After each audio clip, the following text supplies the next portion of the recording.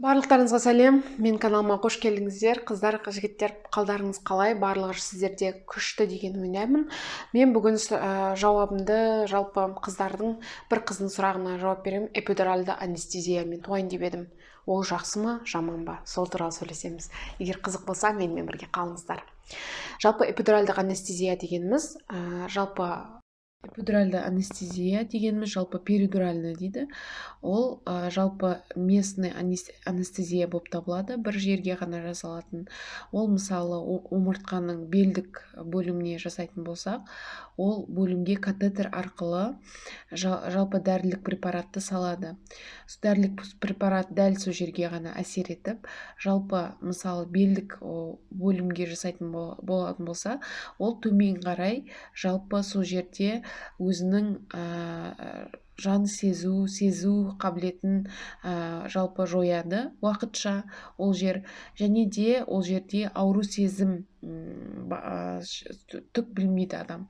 Одан кейін көбінесе әйелдерге салады, ол жаңағы босану кезінде өзінің толғақты азайту үшін дозировкасына байланысты, егер көп доза салатын болса препаратқа байланысты, ол кесарево сечение деген операцияны білеміз, ол кезде де қолданылады, кезде дозировкасы және препарат басқа болады. Егер сіз тек қана қыздың сұрауы бойынша, сұрақ бойынша жалпы мен босанған кезде қалай әсер етеді десеңіздер, босанған кезде осылай жалпы препараттың дозасына байланысты, және де бұл миорелаксация әсері де бар, яғни бұлшықеттің релаксациясы болады бұл препаратты қолданған кезде. Жалпы барлығы түсінікті деген ойдамын. Бұл механизмі жалпы препаратты эпидуральдық аймаққа салынады. Бұл жерде белдің, бұл жерде өте маңызды, тек қана анестезиолог мамандар ғана салу керек. Оқылған осы препаратты салатын, жалпы осы анестезия түрін салу білетін адам ғана салынады, оқыған. Өйткені бұның егер дұрыс салынбаса, әрине барлық жұлын өтетін жер, барлық нервтер өтетін жер болғандықтан бұл өте қауіпті, тек маман салу керек. Және де көбінесе қандай асқынулар болуы мүмкін? Көбінесе асқынулар сол кезде жалпы әйелде артериал қан қысымы төмен болса, одан да төмендетіп жіберуі мүмкін бұл анестезия. Оған да дайын болу керек, және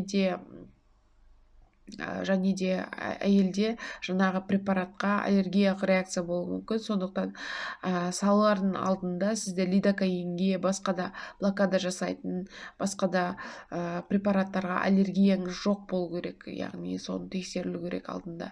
Сондай жалпы содан кейін, салып болғаннан кейін көбінесе сол аймақ ауыру мүмкін, сол инет салынған жер, шыққан жерлер ауырып жүру мүмкін. Көбінесе әйелдердің айтуы бойынша біреуінде тез кетіп қалады, біреуінде 6 айға дейін, біреуінде 1 жылға дейін. Егер қайта салынған болса, яғни балаңызды кесарево сечение арқылы, көбінесе кесар телігі арқылы туып 3-4 бала болған әйелдерде көбінесе мені белім көпке дейін ауырады деп айтып жатады. Жансыздандыру, яғни уақытша сіздің жалпы, мен қазір сөйлесетін көбіне кесареводан кейінгі емес, жалпы босану кезінде анестезия жасауға бола ма, болмай ма деген. Жалпы әйелдер 1 күн, 2 күн, 3 күнге дейін толғатады. Соның кезде ең соңында баланы дұрыс туалмайды, өйткені бала әйел ұйықтамаған, әйел 3 күн бойы толғату деген өте, мен 3 күн өмірде толғатпаған, бірақ мен оны елестете алмаймын. Ол әйел 3-ші күні бала туатын кезде оны әлі де дымы да болмайды. Сондықтан эпидуральды анестезия қатты қиналып жатқан әйелдерге жасалу керек деген ойдамын. Мен өзімнің жеке ойым солай. Неге жасамасқа? Ол жалпы егер сіздің ағзаңыз соны тілеп тұрса, егер сіздің өзіңіз қалап тұрсаңыз. Содан кейін екінші эпидуральды анестезияның ағзаға зияны бар ма? Мысалы, сіз жасайсыз, содан кейін жасап болғаннан кейін зияны бар ма? асқынулар ол бел аурулары. Бел аурулары жаңағы эпидуральды анестезиядан кейін мысалы жарты жылға дейін сол ине тыққан жер, ине жалпы омыртқаға ине тығылады ғой, кішкентай жалпы сіз укол салатын ине емес, одан да жуан ине салынады, катетер салынады яғни. Сол көбісінің жалпы айтатыны бел ауырады. Мысалы 6 айға дейін туып болғаннан кейін, кесаревадан кейін кейбір қыздар жаңағы босанған кезде өзінің босану жалпы толғағын азайту үшін жасаған кездер 6 айға дейін жалпы белі ауырады, бел қатты ауырады дейді. Одан кейін 6 айдан кейін жаймендеп кетеді дейді. Егер кесарева жасаған 1, 2, 3, 4 балаға дейін туған қыздар, 4 рет белін тескен қыздар, анестезия жасамау сіздердің жалпы шешімдеріңіз. Сіздер жасамаса алдын өзіңіздің таныстарыңыздан, өзіңіздің жалпы құрбыларыңыздан барлығын сұраңыздар. Жасаған қыздар, кесаревамен туған қыздар көбінесе 90%-на эпидуральдық анестезия жасалынады. Кейбір жерлеріне жалпы общий наркоз дейді, жалпы ұйықтап тастау арқылы ешқандай эпидуралка салмай общий наркозбен тудырады. Эпидуралка жасаған қыздардан сұраңыз, ауыра ма, ауырмай ма? Сондықтан беліңіз ауыра ма, ауырмай ма? Сондықтан сол кезде шешесіз. Сіз мысалы жүкті жалпы туға барған кезде сіздерге жасатасыз ба, дәрігерден сұрайсыз ба, сұрамайсыз ба? Соның бәрін алдын ала жүкті кезде болып жүрген кезде барлығын біліп алуымыз керек. Сол өйткені сіздерге ертең болашақта жақсы көп көмектеседі.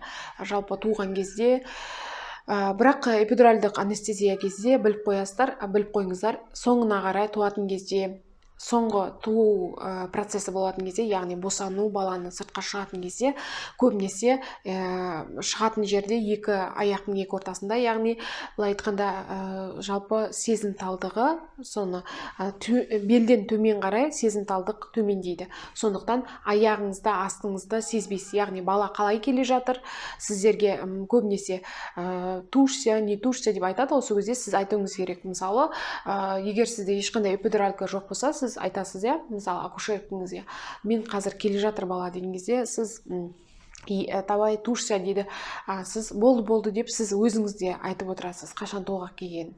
Ал кейбір әйелдер, жалпы анестезия жасаған әйелдер, олар айта алмайды, өйткені барлық сезімталдығы жоқ болады. Сондықтан барлығын өзіне акушерка алып отырады. Келе жатыр, кел, тушься дейді да, болды деп, тушься болды деп. Өйткені сіз бір жаман жері жалпы эпидуральды анестезияны, яғни сіз туған кезде ешқандай сезім жалпы болмайды. Яғни сіз ауру сезімде басасыз, толғақтыда жоқ қылып жүреді, бірақ сезімталдығында жоқ шығып жүреді. Яғни сіз туған кезде, бала шығатын кезде ешқандай сезім болмайды. Яғни бала шығып келе жатқанын, оның басы шығып келе жатқан қай кезде айқайлау керек, қай кезде толғақты болып жатыр, қай кезде толғақ төмендеді, соның барлығын сіз сезбейсіз. Яғни сол бір үлкен минусы сол.